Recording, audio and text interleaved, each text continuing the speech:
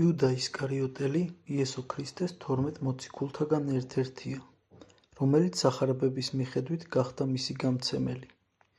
სახელი ისკარიოტელი სავარაუდოდ მიუთითებს მის წარმოშობაზე, ქალაქ ქერიოთიდან, იუდეაში, ან შეიძლება ნიშნავდეს სხვა ტოპონიმურ კავშირს.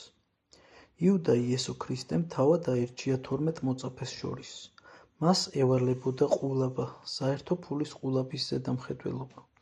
მოგვიანებით იგი ეთანხმება მღვდელმთავრებსა და ფარისევლებს იესოს მოღალატეობაზე 30 ვერცხლად.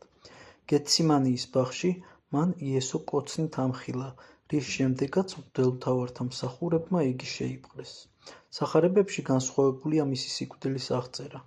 მათ ეს სახარებაში იუდამ სინანულით დააბრუნა ვერცხლი, მაგრამ მღვდელმთავრებმა არ მიიღეს, რის შემდეგაც იგი წავიდა და თავი მოიკლა. მოციქულთა საქმეებში კი წერია, რომ იგი ველზე დაეცა და შიგნეული გადმოეღვარა. ქრისტიანულ ტრადიციაში იუდა ისკარიოტელი მიჩნეულია ღალატის სიმბოლოდ. მისი ქმედება ხშირად განიხილება როგორც ღვთის წინასწარ განჩენილი გეგმის ნაწილი, რადგან მის მიერ მოხდა იესოს ჯვარცმისკენ მიმავალი გზის გახსნა. ზოგიერთი თეოლოგიური თუ მისტიკური განმარტება ცდილობს იუდას მოტივების გააზრებას. იყო ეს მხოლოდ სიხარბე თუ პოლიტიკური იმედგაცრუება, ღრმა საიდუმლო მისიის ნაწილი.